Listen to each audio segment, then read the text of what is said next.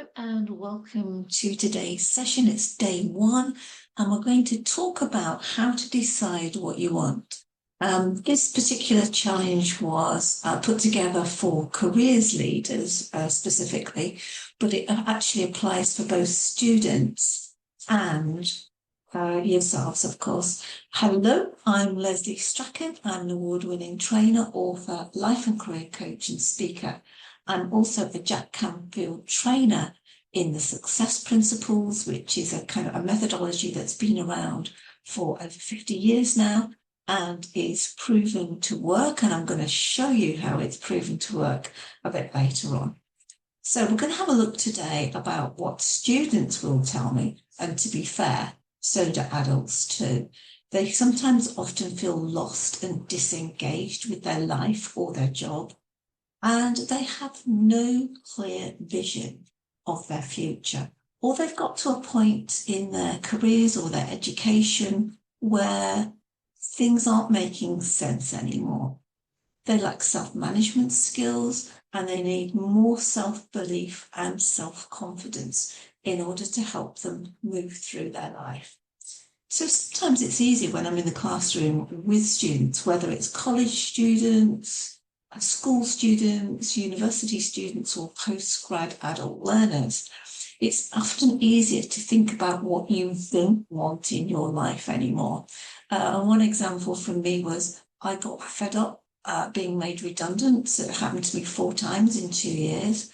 So I don't want to be an employee anymore. I'm very happy working by myself with a team of other people around me in terms of being contractors. So if you're struggling to know what you want in your life, it's actually sometimes easier to decide what you don't want in your life. So why don't you have a go at that? If you just pause the video for a couple of minutes, grab yourself a pen and paper, or do it on a computer, and write down of all the things that you don't want in your life. Like, I don't want the kids to keep doing nothing around the house all the time, or I don't want to be working 18 hours a day. Things like that, and see what you can come up with. So it's kind of quite easy for a lot of people to look at that side of things instead of looking at the I want side of things. So when you've done your I don't want list, if you're in that camp, which is absolutely fantastic, if you don't want that, what do you want instead? So for all the things that you put on your I don't want list, if you have a look and see, well, if I don't want to be working 18 hours a day, how many hours would you want to be working a day, if indeed you want to work any hours at all? So just pause again and think to yourself, if I don't want that, what do I want? And just make a list. All right, so we've had a look now at what you don't want in your life. So now is the time to create an I want list for yourself, which is magic. So what do you want? And we're going to have a look at a lot of different things about what you do want versus what you don't want. Here's an example of one of the students in a school I was working in recently, and she wanted to become a hairdresser. She wants to have family. She wants to be a hairdresser because she likes to do her friends' and family's hair. It's something that she's really, really passionate about. And I'm a strong believer in allowing people, students, adults, whoever you are, to be able to do what you want and what you're passionate about. And I asked this student, if you woke up in the morning and you could do nothing else but this, what would it be? And she came up with the hairdresser syndrome. Having to get into bed and be warm, having lots of money. She wanted to become a mother. She wanted to be seeing her real family. She had been given up for adoption at quite an early age, and she wanted to make that connection, much the same as I did, because I'm adopted, and there's just a sort of a feeling behind that you want to know more about your family history. She wants to have lots of clothes and shoes. Who doesn't? And one day she wanted to be a grandmother, which is a lovely aspiration for her. She wanted some cars. She wanted to have lots of pets. She wanted to have a house. She wanted to have food on the table. And to me, she wanted her mother and her brother to understand what they've been doing to her for 15 years after they'd given her up because life was pretty difficult. She kind of wanted to understand why they behaved in that way and why she'd been given up for adoption. And I think that's fairly fair. And she wants to have a new life with her new adoptive family and make some trails for herself that are positive and lovely. So these are just 9 examples of what this student, LW, wanted to be, have, and do in her life. And these kinds of I don't want lists and I want lists bring out some really difficult situations in some people that, as a coach, is astounding for me. I just find it incredible sometimes that these emotional things actually come out, but they do. So don't be afraid of it. Just work with it. So let's focus on your future, because if you can focus on your future, you will be better able to help your students and your learners, help them make their own future. So what is it you want? We have 3 categories of things that you might want. And it's the things you want to do.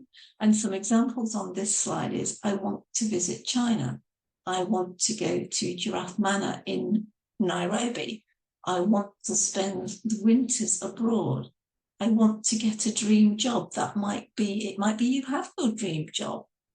What is that dream job? How can you find that dream job? So you can make a list as long or as short as you like. I don't mind. And what are the things that you want to have, the material things? As the student we were talking about before said, she wanted a house. She wants to have grandchildren. She wants to have family around her. These are not big, expensive things. They're not wild dreams and aspirations. It's just an emotional thing based on Maslow's hierarchy of needs as to what it is you want. Where are your priorities? And in the last slide, the student also wanted a car. Other people will want a bicycle. Other people will want a wheelchair. I don't know what you want, but you need to know what you want to have. So we're looking at things that you want to do. And this exercise is quite interesting to do with students too. The things you want to have and the things you want to be. Most people at a baseline want to be happy. They want to be positive. They want to be useful in the community. You want to be acknowledged. You want to be appreciated. And all these intangible, soft things in life that we as adults and as students, they want to have. They want to be acknowledged. As students in particular tell me they want to be listened to and appreciated and not nagged to death by teachers and parents and anyone else who has an influence over them. And that's quite important, to spend time with the young people, listen to them and allow them to follow their own passions once they know what those passions are. So go ahead now and pause this video and make your own I want list. What do you want to have? What do you want to do? And what do you want to be? Stop now and just make a list of it, because your subconscious will tell you. And if it's only a couple of things, that's absolutely fine. We can come back to that another time, particularly tomorrow when we're looking at clarifying that. So I need you to do that list right now. Okay?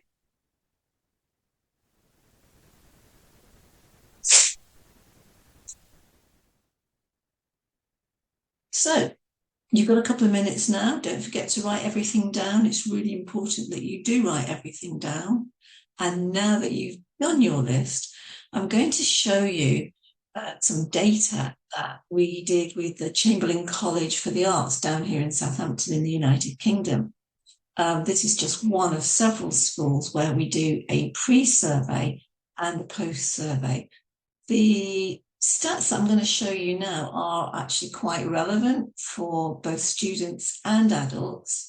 And it was quite interesting with the first section here about 100% responsibility, because teenagers, as we know, often expect our parents and our teachers to do everything for them.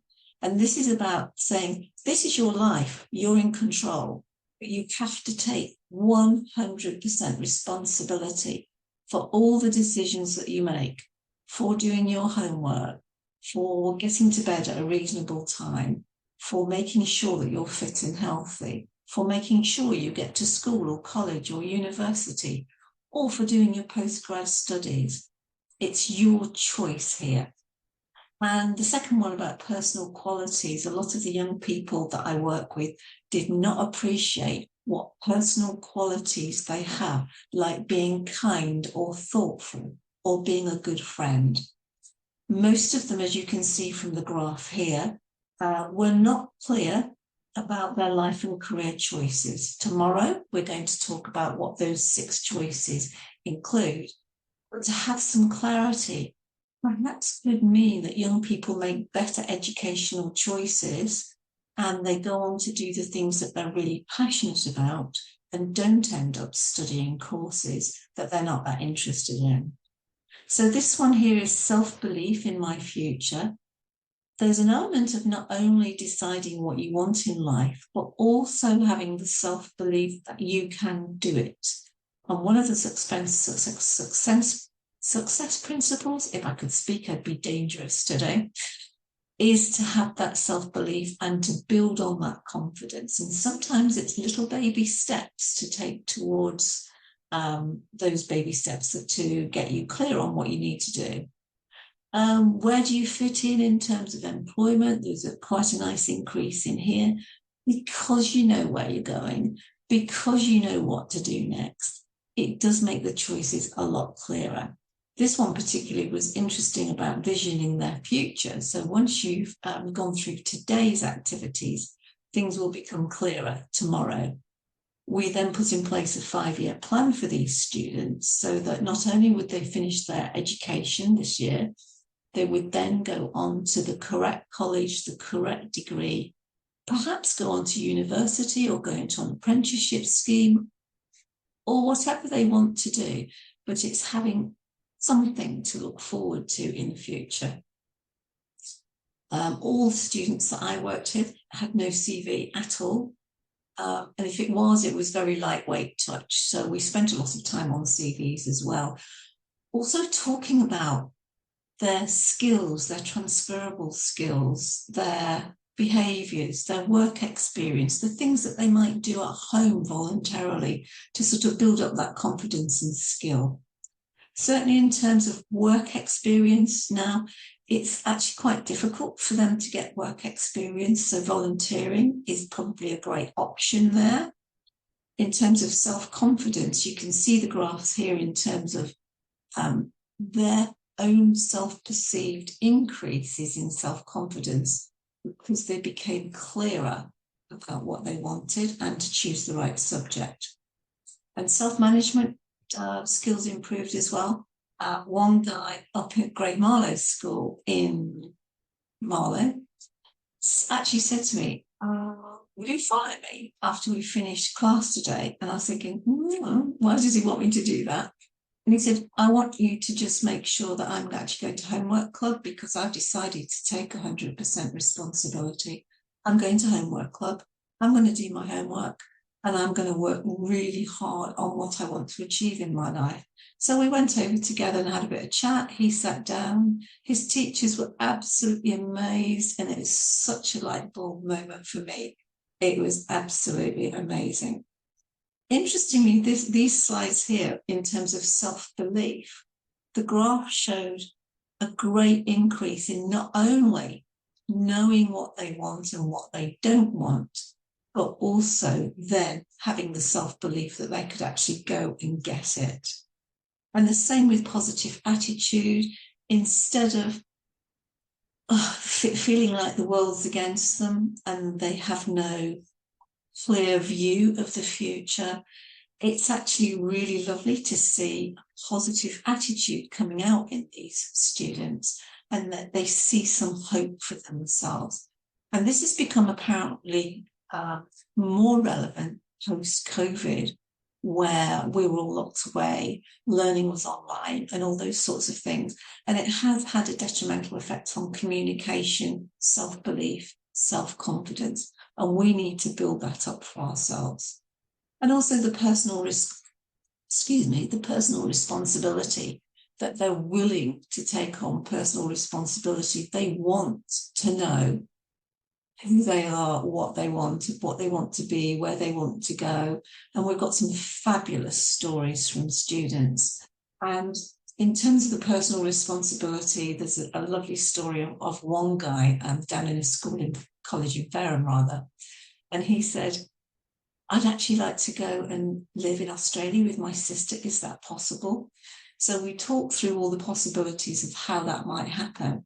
And his face just lit up because he wasn't now destined to spend a life on the dole and be classed as useless as from his parents. So we gave him a plan so that he could potentially go to Australia, see his sister, and then see how it panned out and create a new life for himself.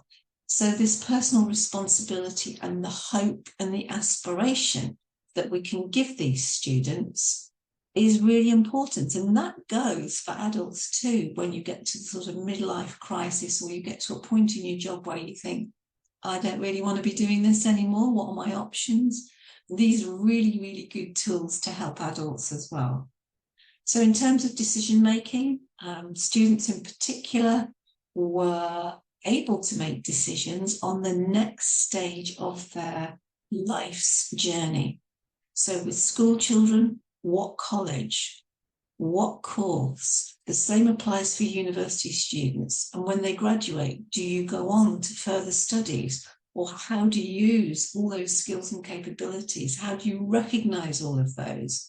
How do you find the right job for your passion? And to understand that is really, really key.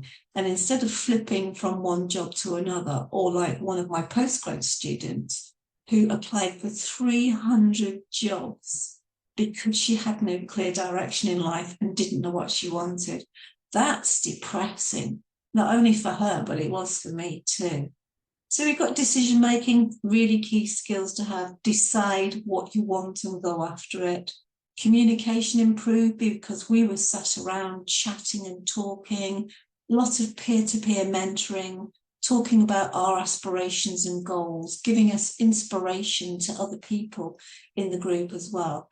And that's what I find not only teaching students and adults, but for everybody, that there's just such a lot of benefit to be got by talking to other people, either in a group face-to-face or by having WhatsApp groups, other social media sites where you can actually speak to one another. And the last one here is about mental health. We have had lots of students who've been bullied at school. And through these courses, we have been able to intervene with head teachers and make sure that those potential or actual bullying situations go away, because it's not fair on anybody to be bullied at school or at university or in an employee relationship where you feel that you might be a little bit bullied by somebody else.